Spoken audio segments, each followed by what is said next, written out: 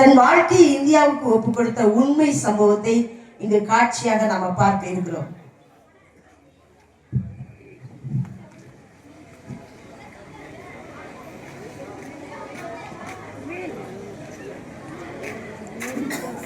இப்போ இயேசு எனக்குள்ள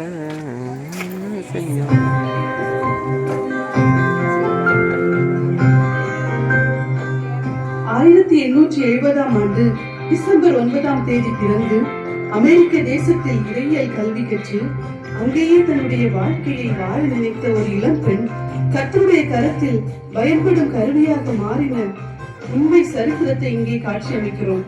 தேவன் தாமே இதன் வாயிலாக உங்கள் அனைவருடனும் இடைப்படுவாராக.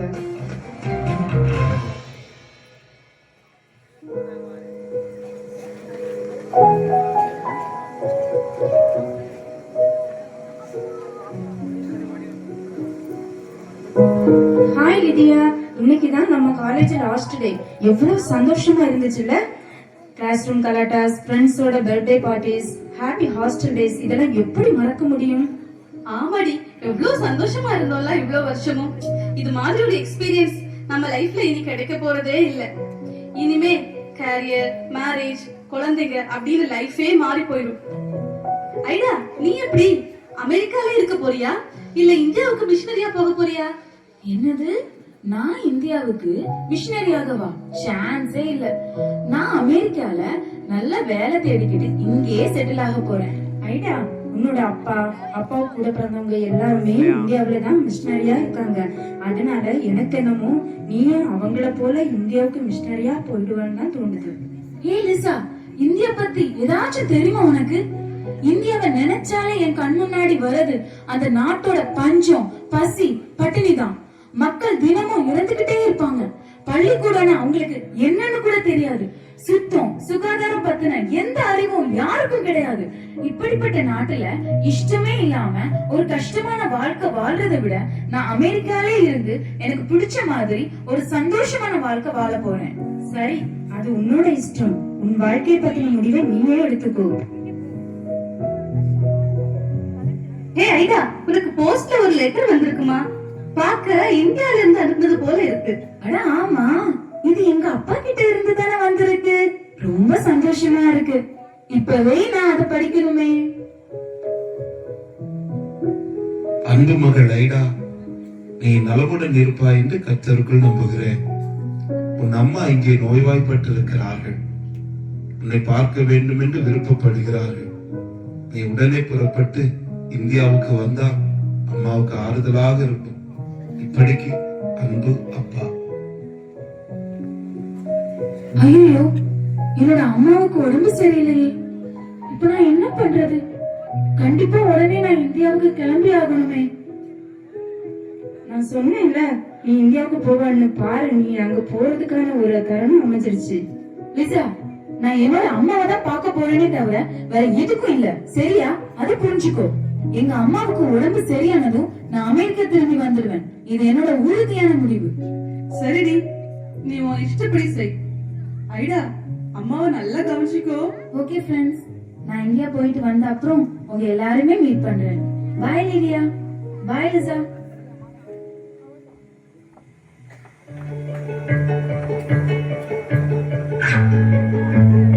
அதன்படியாக 1890 வருடம் இந்தியா வந்தார் ஐடா ஸ்கட்டர். இந்த வருகைதான் அவருடைய வாழ்க்கையே தேவனுடைய பணிக்கு நேராக திசை திருப்ப போகின்றது என்று அப்போது அவர் அறிந்திருக்கவில்லை.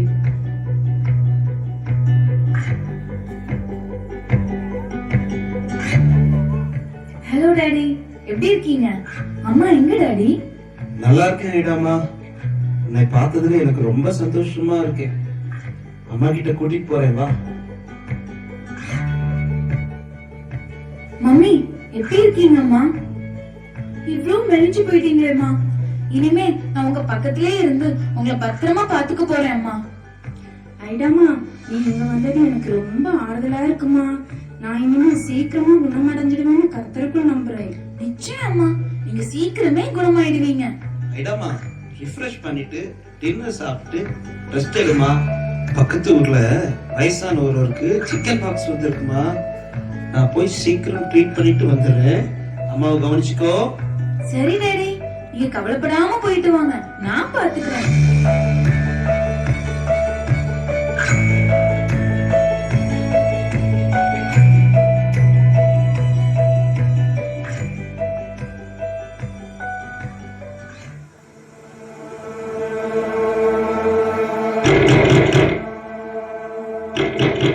டாக்டர் டாக்டர், யார் இந்த நேரத்துல கதவு தட்டுறது?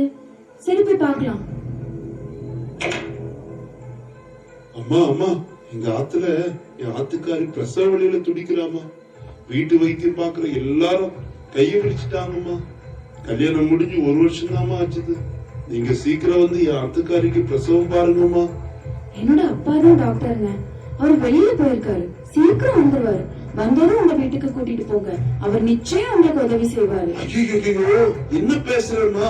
அபச்சாரம் அபச்சாரம். ஒரு ஆம்பளை என் ஆத்துக்காரிக்கு பிரசவம் பாக்குறதா? என்ன நினைச்சிருக்கேன்? எங்க ஆத்து பொண்ணுங்க ஆத்து விட்டு வெளியே அனுப்புறதே இல்ல. மத்த ஆம்பளைங்க கண்ணுல படக்கூட விடுறது இல்ல. இதுல எப்படிமா ஒரு ஆம்பளை வந்து பிரசவம் பாக்குறது?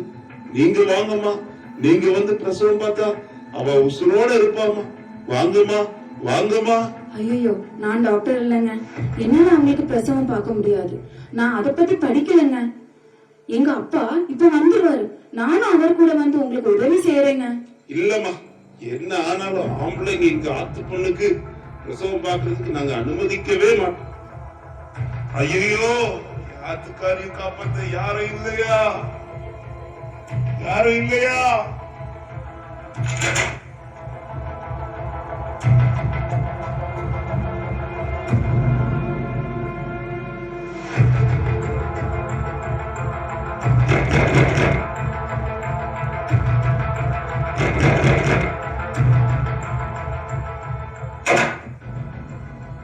டாக்டரம்மா டாக்டரம்மா, உடனே கிளம்பி எங்க வீட்டுக்கு வாங்கம்மா. என் பெஞ்சாதி சாக போறாமா. பிரசவ வழியில துடிச்சு துடிச்சு மயக்கம் போட்டு விழுந்துட்டாமா. நீங்க தாமா அவளை எப்படியாவது வந்து காப்பாத்தணும். நான் டாக்டர் இல்லைங்க, எங்க அப்பா தான் டாக்டர், வெளியில போயிருக்காரு, இப்ப வந்துருவாரு. வந்ததும் உங்க வீட்டுக்கு வர சொல்றேங்க. ஐயோ, அப்ப நீங்க டாக்டர் இல்லையாமா? நீங்க வந்து பிரசவம் பார்க்க முடியாதாமா? மத்த ஆம்பளைங்க எங்க பொண்ணுங்க முகத்தை கூட பார்க்க விட மாட்டோமா. இப்படிமா பிரசவம் பார்க்க விடுவோம்? நீங்க வந்து பிரசவம் பாக்கலன்னா அவ செத்துருவாமா, அவ செத்து போயிருவாமா. நான் எங்க அப்பா கூட வந்து கண்டிப்பா உங்க மனைவிய காப்பாத்த முயற்சி பண்றேங்க. இல்லம்மா, ஒரு ஆம்பளை பிரசவம் பார்க்க நாங்க விட மாட்டோமா. அவளை காப்பாத்த வேற வழியே இல்லையாமா. ஐயோ, இறைவா இறைவா, என் புஞ்சாதிய காப்பாத்த மாட்டியா?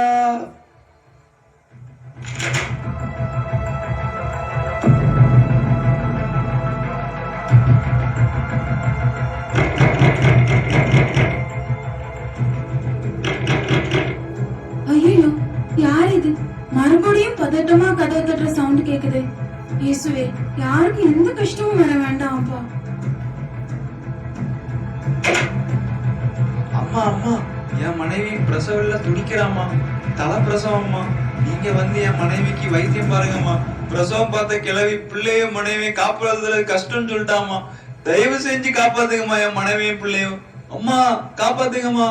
என்னால முடியாதுங்க, நான் டாக்டர் இல்லைங்க, எங்க அப்பா தான் டாக்டருங்க, அவரை வர சொல்றீங்க. பொம்பளைங்களுக்கு பிரசவம் பார்க்க ஆம்பளையா? எப்படிமா முடியும்? என் மனைவியை காப்பாத்துறதுக்கு பொம்பளை டாக்டர் கூட இல்லையாமா?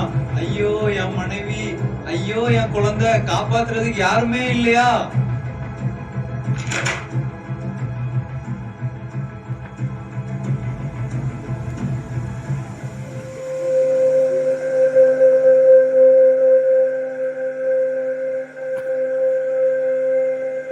ஐடா ஐடா, ரொம்ப களைப்பா இருக்குமா அப்பாவுக்கு. ஒரு டீ போட்டு தருவியா? என்னம்மா என்னாச்சு? ஏமா இப்படி அழுற? அப்பா, எங்க வீட்டுல இல்லாதப்போ 3 பேரு அவங்க வைஃபுங்களுக்கு பிரசவம் பார்க்க டாக்டர் வரணும்னு தேடி வந்தாங்கப்பா. ஆனா 3 பேருமே ஒரு ஆண் எங்க பெண்களுக்கு பிரசவம் பார்க்க கூடாதுன்னு சொல்லிட்டு திரும்பி போயிட்டாங்கப்பா. எனக்கு மனசுக்கு ரொம்ப கஷ்டமா இருக்குப்பா. ஆமாமா, இதுதாம்மா இந்தியாவோட நிலைமை. எத்தனையோ பொண்ணுங்க பிரசவம் பார்க்க பெண் மருத்துவர் இல்லாம இறந்து போயிடுறாங்கம்மா. சின்ன வயசுலயே பெண் குழந்தைகளுக்கு திருமணம் செஞ்சு வச்சிடுறாங்க. பட்டாம்பூச்சி மாதிரி துள்ளி திரியிற வயசுல குழந்தைய வயிற்றுல சுமந்துக்கிட்டு பிரசவத்துல செத்து போன பெண் பிள்ளைங்க கணக்கே இல்லம்மா. இந்த கொடுமையெல்லாம் மாற தேவைதான் ஒரு வழி திறக்கணுமா. சரி, நீ அழாத, நீ போய் படுத்துக்கோ.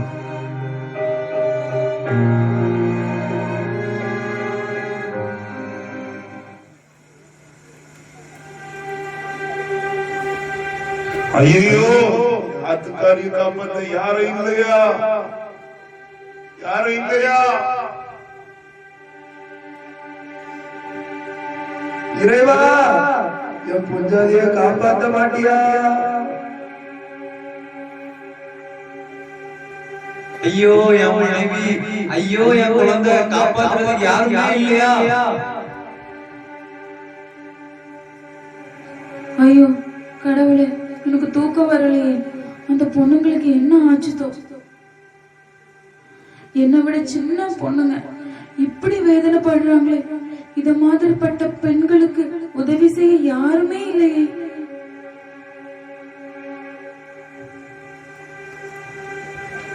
ஒருவேளை தேவன் என்ன இந்த பணிக்கு அழைக்கிறாரோ? இல்ல, என்னால முடியாது. இந்த நாட்டுல என்னால வாழவே முடியாது. அனல் பறக்கும் வெயில்ல அறிவு கெட்ட இந்த மக்களுக்காக நான் ஏன் உழைக்கணும்? ஒரே ஒரு வாழ்க்கை, அது சுகமா வாழணுமே. ஆனா இந்த மக்களை நினைச்சாலும் பாவமா இருக்குதே. ஆண்டவரே, எனக்கு என்ன பண்ணணும்னே தெரியலையே.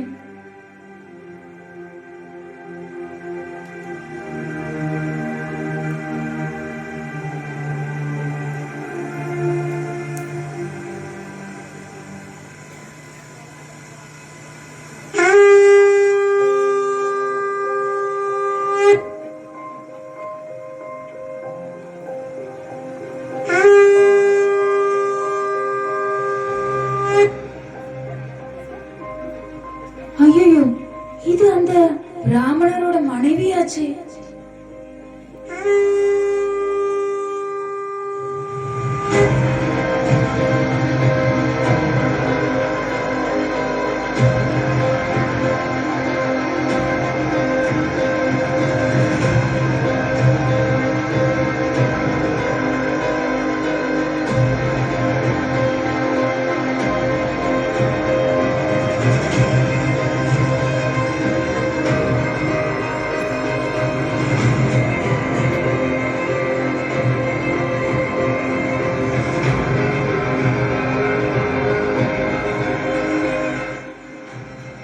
ஐயோ, அந்த முஸ்லிம் அண்ணாவோட மனைவி இறந்துட்டாங்களா? தேவனே, என்னால தாங்க முடியலையே.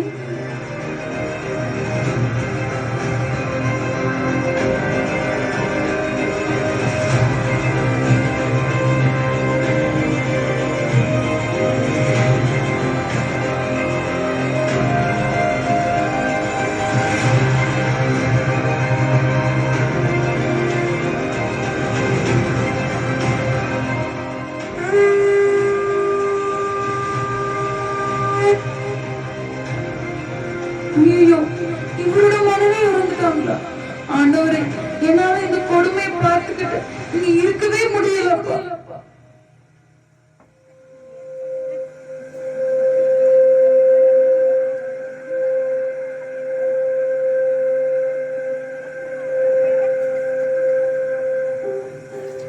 வாழ வேண்டிய வயசுல இப்படி பெணமா போறாங்களே. இனி கால தாமதம் வேண்டாம். தேவனே, இவங்கள மாதிரிப்பட்டவங்களுக்கு உதவி செய்ய நான் என்னையே ஒப்பு கொடுக்கிறேன்ப்பா. இந்த மக்களுக்கு தான் நான் சேவை செய்யறது நீங்க என்மேல் கொண்ட சித்தம் என்பதை நான் இப்பொழுது நல்லா புரிஞ்சுக்கிட்டேன்ப்பா. என்னை முழுவதுமாக உங்களுடைய சேவைக்கு அர்ப்பணிக்கிறேன்.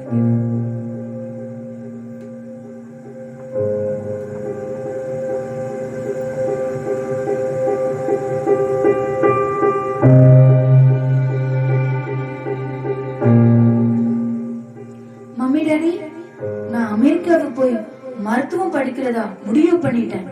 படிச்சு முடிச்சிட்டு இந்தியாவுக்கு திரும்பி வந்து இந்த மக்கள் மத்தியில மருத்துவமும் செஞ்சு கர்த்தருடைய ஊழியத்தையும் செய்யணும்னு தீர்மானம் பண்ணிட்டேன். ஓ ஐஜா, I am really happy for you மா. பரலோகம் உன்னோட இந்த வார்த்தைகளை கேட்டு எவ்வளவு சந்தோஷப்பட்டிருக்கும் தெரியுமா? நீ டாக்டர் ஆகிட்டு வந்து இந்த மக்களுக்கு தொண்டு செய்யறத நான் என் கண்ணால பாக்கணுமா. உன்னை நினைச்சா எனக்கு ரொம்ப பெருமையா இருக்குமா. உன்னோட கூட கர்த்தர் இருந்து உன்னை கொண்டு பெரிய காரியங்களை செய்ய போகிறார்.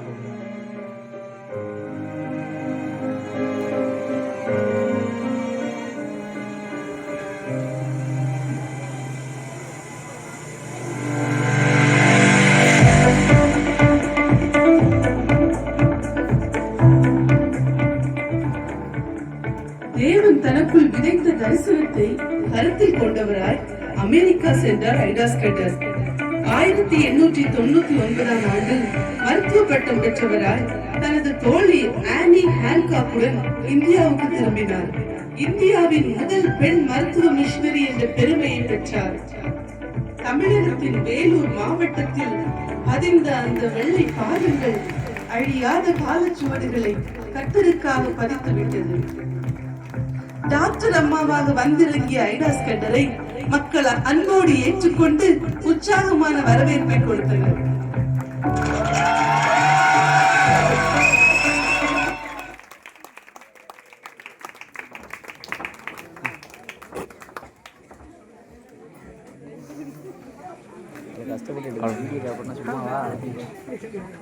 ஸ்தோத்திரம். எல்லாரும் பிரைஸ் தி லார்ட். எல்லாரும் இந்த கதையை முன்னாடி கேள்விப்பட்டிருப்போம். ரொம்ப தத்ரூபமா நமக்கு முன்னாடி நடிச்சு காமிச்சாங்க. ஒரு சில வார்த்தைகள் மட்டும் அவங்களை பத்தி நான் சொல்லிட்டு போகலான்னு ஆசைப்படுறேன். இந்தியாவில் இதை போல நிறைய மிஷனரிகள் வந்திருக்காங்க, நிறைய சேவையை நம்முடைய தேசத்துக்காக செஞ்சுருக்காங்க. குறிப்பாக அந்த சிஎம்சி ஹாஸ்பிட்டல் பார்த்தீங்கன்னா நம்ம இந்தியாவில் ஒரு மாநிலத்தில் மொத்தமே அந்த மாநிலம் மொத்தத்துலேயும் சேர்த்து 2000 டாக்டர்ஸ் தான் இருக்காங்களாம். மொத்தம் அந்த மாநிலத்துக்குமே 2000 மருத்துவர்கள் தான் இருக்காங்க. ஆனால் சிஎம்சி ஹாஸ்பிட்டலில் மட்டும் பார்த்தீங்கன்னா 2800 மருத்துவர்கள் இருக்காங்களாம் அந்த ஒரு ஹாஸ்பிட்டலில் மட்டும். இப்படி அவங்களுடைய சேவை ரொம்ப பெருசு இந்தியாவுக்கு. இந்தியாவில் வந்து மிஷனரிகள் வந்து ஆரம்பத்தில் கல்வியையும் மருத்துவத்தையும் கொடுக்கறதுக்காக தான், ஏன்னா நம்ம அதில் தான் ரொம்ப பின்தங்கி இருந்தோம், அப்போ கொடுக்க வந்தாங்க. இப்பயும் இந்தியாவில் வந்து பார்த்தீங்கன்னா நம்முடைய கிறிஸ்தவர்களுடைய பர்சன்டேஜ் பார்த்தீங்கன்னா 2.70 கவர்மெண்ட்டோட அங்கீகரித்த அந்த தகவல் படி 2.70% தான் நம்ம இருக்கோம். ஆனால் இந்தியாவில் இருக்கிற மொத்த கல்வி நிறுவனங்களில் 75% கிறிஸ்தவ மிஷனரிகளும் கிறிஸ்தவர்களுடைய கல்வி நிறுவனங்கள் தான் இருக்குது. அதே போல் பார்த்தீங்கன்னா ட்ரஸ்ட்டு இந்த மாதிரியான காரியங்கள்லாம் பார்த்தீங்கன்னா இந்தியாவில் மொத்தம் 80% ட்ரஸ்ட் எல்லாமே கிறிஸ்தவர்களுடைய தான் இருக்குது. அதனால் நம்மளுடைய பங்கு ரொம்ப ரொம்ப பெருசு. சமீப காலங்களில் நீங்கள் நிறைய கேள்விப்பட்டிருப்பீங்க, நிறைய வட மாநிலங்கள்லாம் நிறைய இந்த மாதிரி இதுக்கு கேரள ரவுண்டு போகும்போதெல்லாம் தாக்கப்பட்டதெல்லாம். இந்த வருஷத்தில் நம்ம என்ன தீர்மானம் எடுக்க போகிறோம்னா, அவங்க ஐடா ஸ்கேட்டருக்கு எல்லாமே தெரியும், இந்த நாட்டுக்கு வந்தால் எவ்வளோ பிரச்சனைகளை சந்திப்பேன், எவ்வளோ எதிர்ப்புகள் இருக்கும், எவ்வளோ கஷ்டங்கள் இருக்கும், எல்லாமே தெரிஞ்சும் அவங்க தன்னை அர்ப்பணித்து வந்தாங்க. நம்ம இந்த வருஷத்தில் என்ன எடுக்க போகிறோம்னா, நம்ம இருக்கிற நம்ம பக்கத்து வீட்லேயோ இல்லை நம்ம டெய்லி சந்திக்கிற எல்லாத்துலேயும் முடிஞ்ச அளவு சமாதானமாக இருக்கணுன்ற ஒரே ஒரு தீர்மானத்தை மட்டும் எடுங்க. அதே போல் உங்களால் என்ன முடியுமோ அந்த ஊழியத்தை செய்யறதுக்கு நீங்கள் ஒப்பு கொடுக்க சொல்லி ஒரு சின்ன வேண்டுகோளை நான் இந்த நேரத்தில் வைக்கிறேன். நன்றி.